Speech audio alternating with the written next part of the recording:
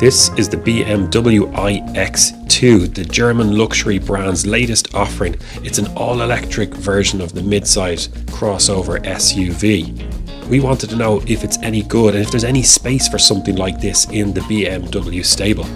And in typical EV platform fashion, we took it out on the road for a little road test and range test to see how it would cope on a 250-kilometre round trip with the family to Belfast.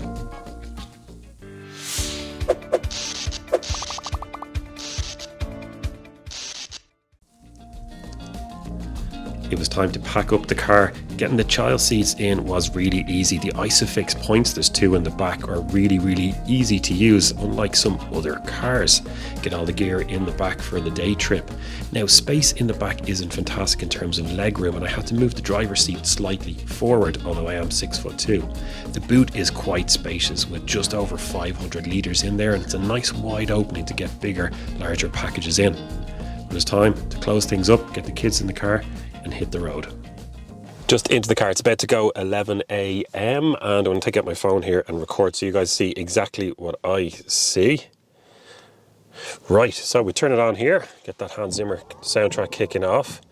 Now I'm going to come over here and reset the trip meter so you get to see all the data. How do we do that? Reset individual. There we go. That's that one done. Don't need the windshield wipers. So the battery's on 89%. It's just gone 11 o'clock. As you can see, it's 14 degrees outside and really windy. So it's time to hit the road. Press stop on that before I start driving. Hit the road and see if we can beat Google Maps on this trip.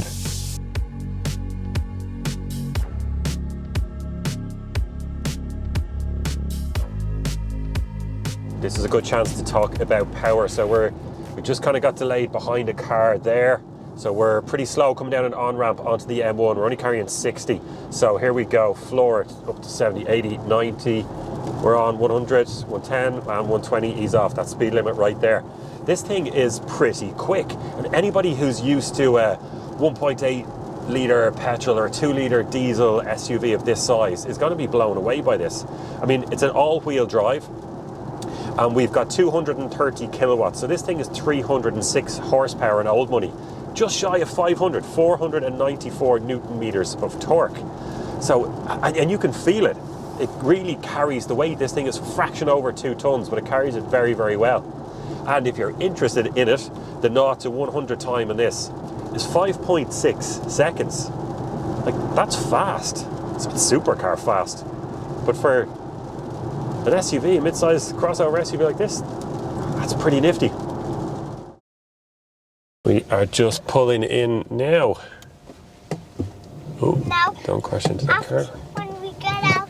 Just turn on the camera here so you guys can see what I see. It's really sunny. Can you see that? Yeah, we're down to 59%. Crucially though, the time is exactly 12:20. And there is the data on the efficiency. So 17.1 kilowatt hours per 100 kilometers. And it took, this says an hour and 14, but I have an hour and 20. I'll get up on screen the actual facts there. Interesting, we got 2.1 kilowatt hours back over a 108 kilometer journey. We are back in the car now, about to start the journey home. Big difference with this one is that we are going into a really strong wind. It's about 40 kilometers on the way home. So there's no way we're going to get the same efficiency as we did on the way up. But anyway, let me press record here and, oh, sound comes on. Let me turn that off. Right, so you guys can see what I'm seeing here. So we are on 57% batteries, 10 past 4. Google Maps tells us an hour and 13 to get home, so it should be 5:23. It's really warm, 16.5 degrees. And we've 223 indicated range. So let's come over here now and reset the trip meter. So we can see that it's been 17.1 so far today. Hit reset. That's back to reset now. So I'll stop recording here. We will hit the road and give you an update when we get home as well. I'm definitely not expecting the car to be as efficient on the way back, but we'll let you know the details then. As long as I don't crash into someone on the way out of the car park, that is, which I really don't want to do. Okay. You can get into one of these iX2s for 60 grand. I think they say 59,200 on their website, but then you pay a bit for paint and stuff. And in reality, nobody's going to buy this car for less than 62, 63. The one that we're in here is the slightly more powerful version. We've got a few toys on this one, a couple of the packs, and you're in that kind of mid 70s. And that's a chunk of money right there. However, this is one of the little gripes that I have. I don't have a heated steering wheel. Let's say I've just dropped 75 grand on this car and I don't have a heated steering wheel. I don't have electric seats. It's manual. It's quite adjustable and they're very, very comfortable. The leather feels great. A lot to like about it. But they're not electric. And here's another thing as well. And because I always want to talk about cruise control when you get into a car like this. And if we set that on now, so we just click one button, it's set to the speed that we're going at. We can change it up and down to ones, a longer press to go up and down more. But as I'm coming up behind a truck here now, if I've got this set to 95 or to 100, it's getting me closer, and I have to brake now or I would go into the back of that truck because it doesn't have adaptive cruise control. And once again, you're kind of going, I just dropped 75 grand on it, which I find strange, right? No, fair enough. You didn't have to pay for it. Okay, I didn't pay for it, I don't get it. But here's another thing, right? If I fall back behind that truck again, there's not many cars around. Now, just in D mode, I'm tipping along. I'm catching up with the truck now. But the car has a sensor in it that when I'm coasting, if I take my foot off the accelerator, I'm coming up behind that truck, it will stop me because it knows the truck that is there. But yet it won't give me adaptive cruise control because when I have the cruise control on, it'll just crash into the back of it. Or at least get so close before it has to put on emergency brakes, rather. Yeah. As with most BMWs, you want them to be a driving machine as well. And the iX2 for a SUV handles pretty well. It feels quite planted. That's one of the benefits of when you take an SUV or even a crossover SUV and you make it all electric, is that it keeps the weight down. You've got that big chunky battery underneath, down nice and low.